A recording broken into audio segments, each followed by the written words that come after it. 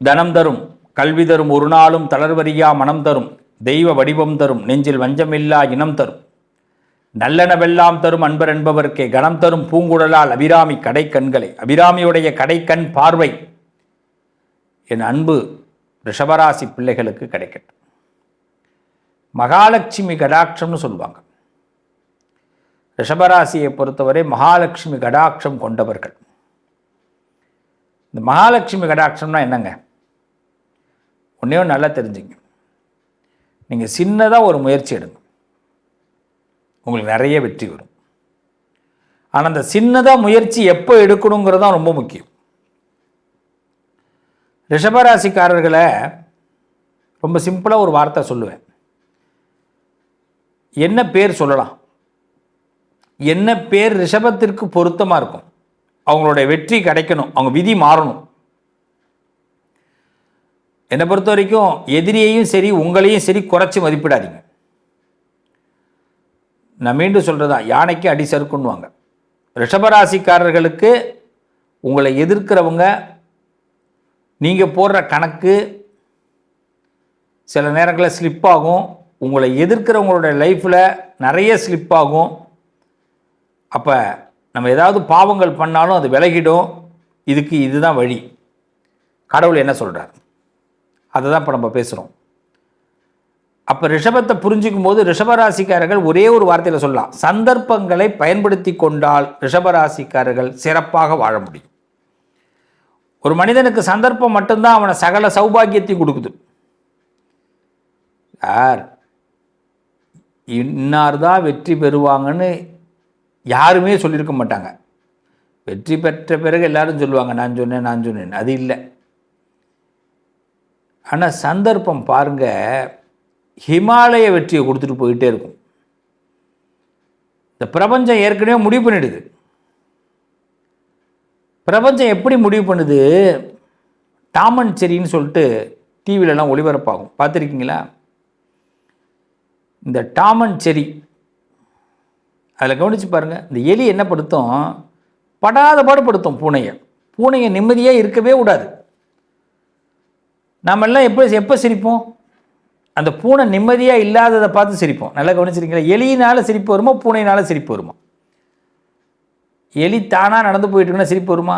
அது பூனையை தொந்தரவு பண்ணுறதுனால பூனைக்கிட்ட எலி தோற்று போகாது, எலிக்கிட்ட பூனை தோற்று போகும். அதில் நமக்கு சிரிப்பு வரும். எத்தனை பேர் ஹாப்பியாக அந்த டாம் அண்ட் ஜெர்ரி பார்த்துருப்பீங்க? அவ்வளோதான். ரிஷபராசிக்காரர்கள் பல பேரை தோற்கடிக்கிறதுக்காக பிறந்தவர்கள். இதுக்கு நமக்கு சின்னதாக ஒரு சந்தர்ப்பம் கிடைக்கும். இந்த சந்தர்ப்பத்தை கடவுளே அமைச்சு கொடுப்பார். ரொம்ப கவனமாக எந்த ஒரு விஷயத்திலும் ரிஷபராசிக்காரர்கள் பின்வாங்காமல், யாருடைய சப்போர்ட்டும் இல்லாமல் உங்கள் பலத்தில், உங்களுடைய மனக்கணக்கில் நீங்கள் நினைக்கிறது கரெக்டுன்னு நினச்சி போகணும். என்னை பொறுத்த வரைக்கும் இன்னும் ஓப்பனாக சொல்கிறேன், ரிஷபராசிக்காரர்கள் பெரியவர்களுடைய பேச்சு கேட்குறது தப்பு இல்லை. ஆனால் படி ஏற ஆரம்பிக்கும் போது பெரியவர்கள் சொல்கிறாங்க, தம்பி தங்கச்சி நீ படி ஏறுற, 10 படி ஏறணுன்னா முட்டி வளைக்கும், பொறுமையாக உட்காந்து ஏறுன்னு சொல்கிறாங்க. நியாயம். 10 படி ஏறணுன்னா முட்டி வலிக்குது, உட்காரணும். இது பெரியவங்க சொன்னதுக்காக. ஆனால் அதுக்கு பிறகு எழுந்திருக்கிறோம் பார்த்தீங்களா, அடுத்த 10 படி ஏறணுன்னா திருப்பி உட்காரணும்னு அந்த பெரியவர்களோட எண்ணம் நமக்கு வரக்கூடாது. இதான் ரிஷபராசி. நல்ல கவனிக்கணும். எங்கே ரிஷபம் கிடைக்கிது சந்தர்ப்பம்?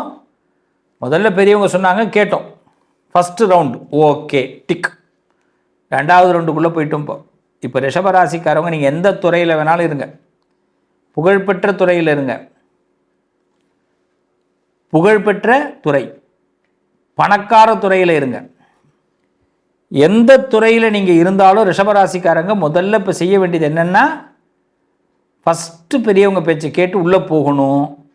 அதற்கு பிறகு நடக்கக்கூடியது நம்ம பேச்சை நாம் கேட்க ஆரம்பிக்கணும். அதுக்காக பெரியவங்களை உதாசீனப்படுத்தக்கூடாது, நான் அதை சொல்லலை. எல்லாரும் என்ன பண்ணுவாங்கன்னா திரும்பியும் அந்த பெரியவங்க சொன்னதை ஞாபகம் வச்சுக்கிட்டு அடுத்த 10 படி தாண்டோன்னு மொத்தம் 50 படி வச்சுப்போம் கணக்கு.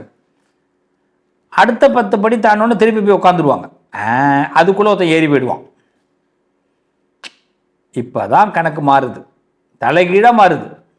இப்படி தான் கணக்கை தலைகீழாக விட்டுருக்கீங்க ரிஷபராசிக்காரவங்க.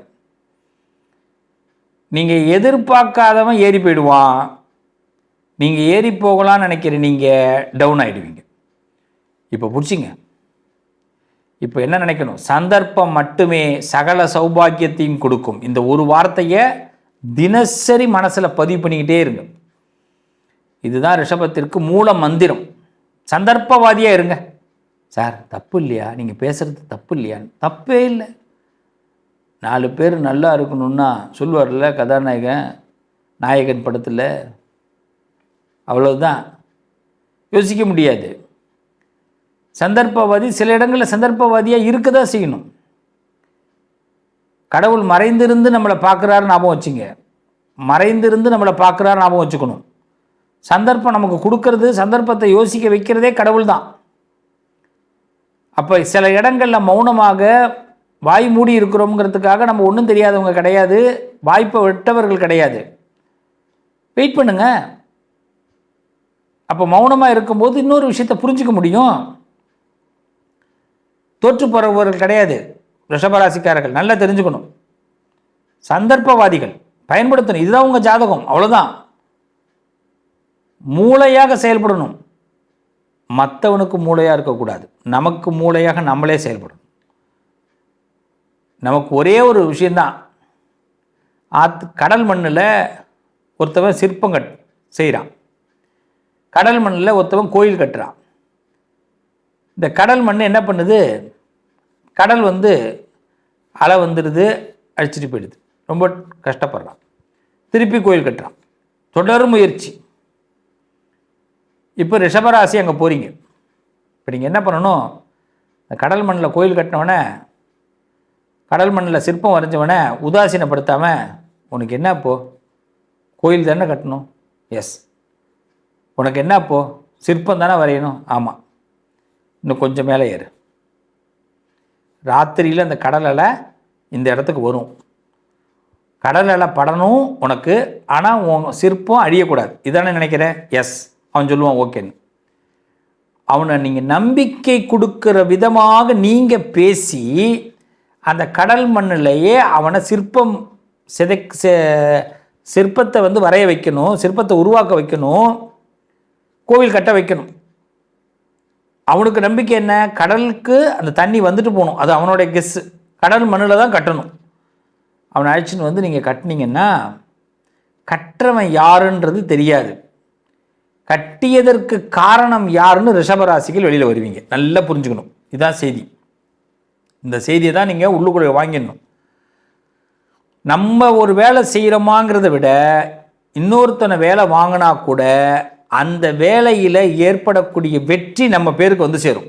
டெபாசிட்டு பணம் விழுந்துடும், ஆட்டோமேட்டிக்காக விழும். இதை சூட்சமத்தை நீங்கள் புரிஞ்சுக்கணும். இதுக்கு சந்தர்ப்பம் வேணும். இந்த இடத்துல போய் இப்போ நியாயம் தர்மம், இது நியாயம்தான். அவனுக்கும் நீங்கள் கிரெடிட், அவன் ஆசை நிறைவேறிடுச்சு, அவனால் உங்கள் ஆசை நிறைவேறுது.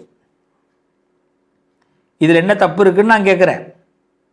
கடவுள் விதி அப்படி தான் எழுதுகிறார். ஒருத்தன் தொழில் கற்றுக் கொடுக்குறான். தொழிலை கற்றுக் கொடுத்த பிறகு அந்த தொழிலை அவனுக்கு நான் துரோகம் பண்ணக்கூடாதுன்னு ஒருத்தர் உட்காந்துருந்தாருன்னா அவரால் வெற்றி பெற முடியாது.